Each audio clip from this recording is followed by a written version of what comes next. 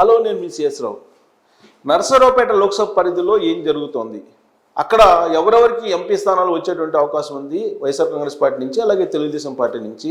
Narasaraopet assembly నియోజకవర్గ పరిధిలో YSR Congress party, Telugu Desam పార్టీకి సంబంధించినటువంటి అభ్యర్థులు ఎవరెవరు రాబోయేటువంటి ఎన్నికల్లో బరిలో నిలిచేటువంటి అవకాశం ఉంది అనే దాని మీద విశ్లేషణ చేసుకునేటువంటి ప్రయత్నం చేద్దాం. ఫస్ట్ నరసరావుపేట లోక్సభ స్థానం నుంచి ఎవరెవరు ఉండేటువంటి అవకాశం ఉంది. నరసరావుపేట సిట్టింగ్ ఎంపీగా ఉన్నటువంటి లావు శ్రీకృష్ణదేవరాయలు ప్రస్తుతం తెలుగుదేశం పార్టీలోకి ఆయన వెళ్ళారు. తెలుగుదేశం పార్టీ గుంటూరు లోక్సభ స్థానం నుంచి ఆయన పోటీ చేసే అవకాశం ఉందని చెప్పి మనకు వినిపిస్తుంది. కాబట్టి అక్కడ నరసరావుపేట లోక్సభ స్థానం నుంచి వైఎస్ఆర్ కాంగ్రెస్ పార్టీ నుంచి ఈసారి ఎవరు పోటీ చేసేటువంటి అవకాశం ఉంది అనే క్వశ్చన్ వేసుకుంటే వచ్చేటువంటి పేర్లలో మోదుగుల నుంచి వచ్చేటువంటి అవకాశం ఉంది. అయోధ్య రామరెడ్డి, అలాగే మోదుగుల వేణుగోపాల్ రెడ్డి, వీళ్ళిద్దరు పేర్లు నరసరావుపేట లోక్సభ స్థానం నుంచి వినిపిస్తూ ఉన్నాయి. సో వాస్తవంగా అంతకుముందు తెలుగుదేశం పార్టీ ఎంపీగా గెలిచారు మోదుగుల వేణుగోపాల్ రెడ్డి. ఆయన గుంటూరు లోక్సభ స్థానం నుంచి, ఈసారి నరసరావుపేట నుంచి ఆయనకి అవకాశం ఉండే ఛాన్సెస్ ఉన్నాయంటున్నారు. అయోధ్య రామరెడ్డి ప్రస్తుతం రాజ్యసభ మెంబర్గా ఉన్నారు కాబట్టి ఆయన పేరు కూడా ప్రతిపాదనలో ఉంది. అయితే ఆయనకి ఇష్టం లేదు ప్రత్యక్ష రాజకీయాల్లో అనేది ఒకటి వినిపిస్తుంది. ఆ క్రమంలో మోదుగుల వేణుగోపాల్ రెడ్డిని ఈసారి నరసరావుపేట వైఎస్ఆర్ కాంగ్రెస్ పార్టీ లోక్సభ అభ్యర్థిగా నిలిపేటువంటి అవకాశం ఉందని చెప్పి వినిపిస్తుంది. ఇక తెలుగుదేశం పార్టీకి సంబంధించి అభ్యర్థి ఎవరున్నారు లోక్సభకి, నరసరావుపేట లోక్సభకి అనేటువంటి ప్రశ్న వేసుకుంటే కనుక ఇప్పుడున్నటువంటి పరిస్థితుల్లో నరసరావుపేట లోక్సభ స్థానం నుంచి పత్తిపాటి పుల్లారావు ఆయన పేరు వినిపిస్తుంది. అలాగే అక్కడ పత్తిపాటి పుల్లారావుతో పాటు తెలుగుదేశం పార్టీ నుంచి బలమైనటువంటి క్యాండిడేట్లు ఎవరున్నారు, ఒకవేళ కొత్త వాళ్ళని ఏమన్నా తీసుకొచ్చేటువంటి అవకాశం ఉందా అనేది కూడా వినిపిస్తూ ఉంది. సో అక్కడ బలమైనటువంటి క్యాండిడేట్ల కోసం అన్వేషిస్తుంది తెలుగుదేశం పార్టీ. కాకపోతే అక్కడ ఉండేటువంటి పరిస్థితులు, నరసరావుపేట లోక్సభ పరిధిలో ఉండేటువంటి సిచ్యువేషన్స్, వాటన్నిటినీ దృష్టిలో పెట్టుకొని ఎంపిక చేసేటువంటి అవకాశం ఉంది. జీవి ఆంజనేయుల పేరు కూడా వినిపిస్తుంది. అంటే వీళ్ళు అసెంబ్లీలో బలమైనటువంటి అభ్యర్థులుగా ఉన్నారు. అయినప్పటికీ నరసరావుపేట ఎంపీలుగా జీవి ఆంజనేయులు, అలాగే పత్తిపాటి పుల్లారావు పేర్లు కూడా వినిపిస్తున్నాయి. ఎందుకనంటే చిలుకలూరుపేట అసెంబ్లీ స్థానం నుంచి తెలుగుదేశం పార్టీ నుంచి వరుసగా గెలుస్తూ మంత్రి పదవిని కూడా చేపట్టి గత ఎన్నికల్లో విడుదల రజనీ మీద ఓడిపోయారు పత్తిపాటి పుల్లారావు. ప్రస్తుతం ఆయన ప్లేస్లో భాష్యం ప్రవీణ్ పేరు వినిపిస్తుంది ఇక్కడ చిలుకలూరుపేట నుంచి. ఒకవేళ భాష్యం ప్రవీణ్ కనుక చిలుకలూరుపేట అసెంబ్లీ నియోజకవర్గానికి తెలుగుదేశం పార్టీ నిలిపితే కనుక పుల్లారావుని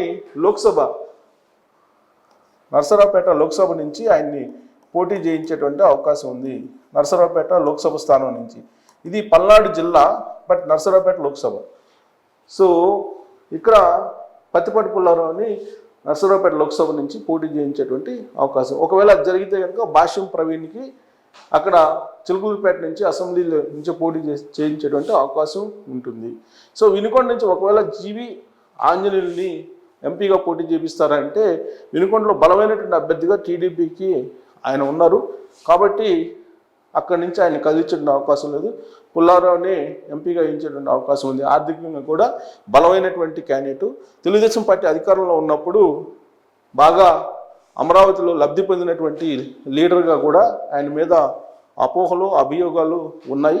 సో ఏదేమైనప్పటికీ ఆర్థికంగా బలమైనటువంటి లీడర్గా గుర్తింపు ఉంది. కాబట్టి నరసరావుపేట లోక్సభ స్థానం నుంచి పత్తిపాటి పుల్లారావుని పోటీ చేయించడానికి తెలుగుదేశం పార్టీ పరిశీలిస్తుంది అనేది కూడా తెలుస్తుంది. ఇక నరసరావుపేట లోక్సభ పరిధిలో ఉండే అసెంబ్లీ కాన్స్టిట్యున్సీల్లో ఉండేటువంటి సిచ్యువేషన్ మనం చూస్తే పెదకూరపాడు, చిలుకలూరుపేట, నరసరావుపేట, సత్తెనపల్లి, వినుకొండ, గురిజాల, మాచర్ల, ఇవి అసెంబ్లీ స్థానాలు.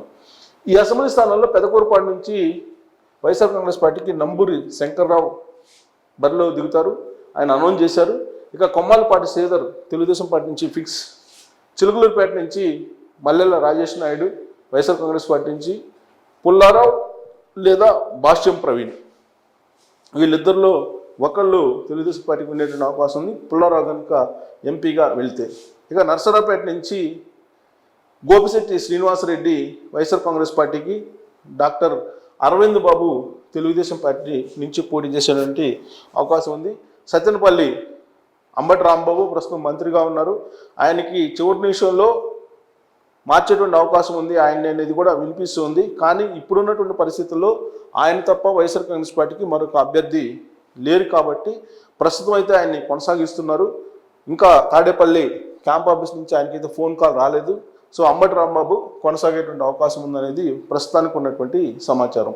ఇంకా కన్నా లక్ష్మీనారాయణ తెలుగుదేశం పార్టీ నుంచి సత్తెనపల్లి నుంచి పోటీలో దిగుతున్నారు. ఆయన ఇప్పటికే ప్రచారంలో దూసుకు వెళ్తూ ఉన్నారు. ఇటీవల ఆయన తెలుగుదేశం పార్టీలో జాయిన్ అయ్యారు బీజేపీ నుంచి. అంతకుముందు ఆయన బీజేపీ ఏపీ అధ్యక్షునిగా పనిచేసి ఆ తర్వాత ఆయన స్థానంలో వేరే వాళ్ళు నియామకం అయ్యారు. సో సోము వీర్రాజు నియామకం అయిన తర్వాత కన్నా లక్ష్మీనారాయణ అసహనానికి గురై బీజేపీ నుంచి తెలుగుదేశం పార్టీలో చేరారు. తెలుగుదేశం పార్టీలో జాయిన్ అయిన తర్వాత ఆయనకి సత్తెనపల్లిని అప్పచెప్పారు. సత్తెనపల్లి నుంచి ఆయన పోటీ చేసేటువంటి అవకాశం ఉంది. ఇక వినుకొండ నుంచి బొల్ల బ్రహ్మనాయుడు వైఎస్ఆర్ కాంగ్రెస్ పార్టీ నుంచి పోటీ చేయబోతున్నారు. రాబోయేటువంటి రోజుల్లో మళ్ళీ ఆయనే పోటీ చేసే అవకాశం ఉంది. ఇక జీవి ఆంజనేయులు తెలుగుదేశం పార్టీ గుంటూరు జిల్లా అధ్యక్షులు, ఆయన వినుకొండ నుంచి ఇప్పటికే ఆయన బలమైనటువంటి లీడర్గా తెలుగుదేశం పార్టీ నుంచి ఎదుగుతూ వచ్చారు. ఆయనే వినుకొండ నుంచి పోటీ చేసేటువంటి అవకాశం ఉంది. ఇక గురజాల కాసు మహేష్ రెడ్డి వైఎస్ఆర్ కాంగ్రెస్ పార్టీ నుంచి, తెలుగుదేశం పార్టీ నుంచి ఎరపతినేని శ్రీనివాసరావు ఖచ్చితంగా పోటీ చేసే అవకాశం ఉంది. ఇటీవలనే జంగా కృష్ణమూర్తి వైఎస్ఆర్ కాంగ్రెస్ పార్టీని వీడి తెలుగుదేశం పార్టీల నుంచి చేరబోతూ ఉన్నారు. అందుకే ఈసారి తెలుగుదేశం పార్టీ గురజాల నుంచి ఎరపతినేని శ్రీనివాసరావు గెలుపు ఖాయమని చెప్పి తెలుస్తుంది. గతంలో జంగా కృష్ణమూర్తి తెలుగుదేశం పార్టీలో ఉన్నారు. ఆయన వైఎస్ఆర్ కాంగ్రెస్ పార్టీలోకి వెళ్ళారు 2019 ఎన్నికల సందర్భంగా. అక్కడ కాసు మహేష్ రెడ్డి గెలిచారు గత ఎన్నికల్లో. ఈసారి మొత్తం సినారియో మారిపోయింది. జంగా కృష్ణమూర్తి ఇప్పుడు తెలుగుదేశం పార్టీలోకి రాబోతూ ఉన్నారు. ఆ క్రమంలో ఎరపతినేని శ్రీనివాసరావు చాలా దూకుడుగా తెలుగుదేశం పార్టీని ముందుకు తీసుకెళ్తున్నారు గురిజాల నియోజకవర్గంలో. ఇంకా మాచర్ల తీసుకుంటే పిన్నెల్లి రామకృష్ణారెడ్డి, పిన్నెల్లి అడ్డాగా మాచర్ల ఉంటుంది. పిన్నెల్లి రామకృష్ణారెడ్డి ఈసారి పోటీ చేయబోతున్నారు. ప్రస్తుతం సిట్టింగ్ ఎమ్మెల్యేగా ఉన్నారు. ఈసారి ఆయనే మళ్ళీ పోటీ చేయబోతున్నారు. జూలకంటి బ్రహ్మారెడ్డి తెలుగుదేశం పార్టీ నుంచి పోటీ చేయబోతూ ఉన్నారు. బలమైనటువంటి అభ్యర్థి తెలుగుదేశం పార్టీకి.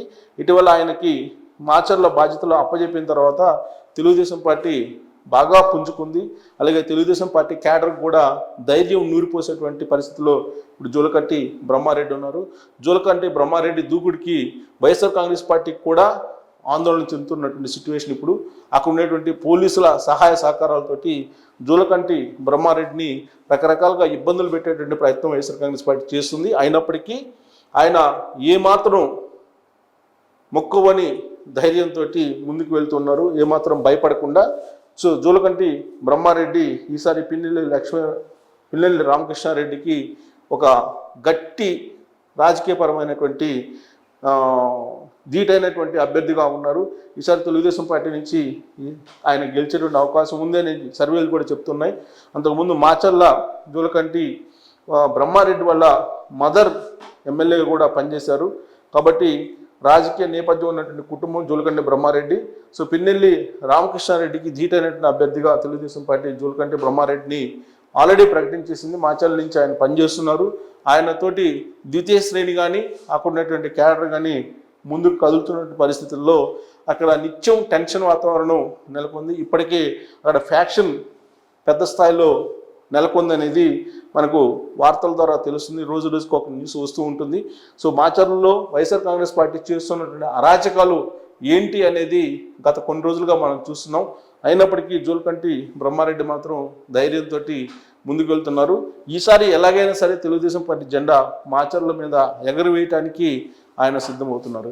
ఇది నర్సరావుపేట లోక్సభ పరిధిలో ఉండేటువంటి అసెంబ్లీ కాన్స్టిట్యున్సీలో ఉండేటువంటి సిచ్యువేషన్. అలాగే లోక్సభ స్థానంలో ఎవరెవరు పోటీ చేసే అవకాశం ఉందనేది కూడా నేను ఆల్రెడీ చెప్పాను. నర్సరావుపేట నుంచి మోదుగుల వేణుగోపాల్ రెడ్డి పోటీ చేసే అవకాశం ఉంది వైఎస్ఆర్ కాంగ్రెస్ పార్టీ తరఫు నుంచి.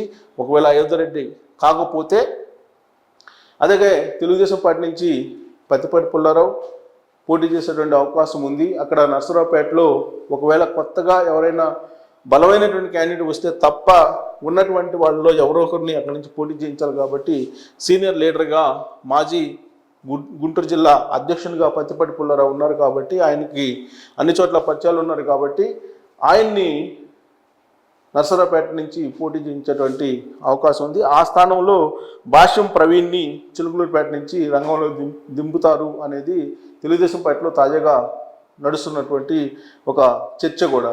సో ఇక్కడ బలాబలాలను తీసుకున్నప్పటికీ కూడా తెలుగుదేశం పార్టీ ఈసారి చాలా పకడ్బందీగా అభ్యర్థులు ముందుగానే ప్రకటించింది. అలాగే ప్రచారంలో కూడా ముందున్నారు కాబట్టి నర్సరావుపేట లోక్సభ పరిధిలో నర్సరావుపేట లోక్సభతో పాటు తెలుగుదేశం పార్టీ అసెంబ్లీ స్థానాలన్నింటిలో కూడా కైవసం చేసుకునే అవకాశం ఉందని చెప్పి తాజాగా వస్తున్నటువంటి సర్వేల సారాంశం కూడా.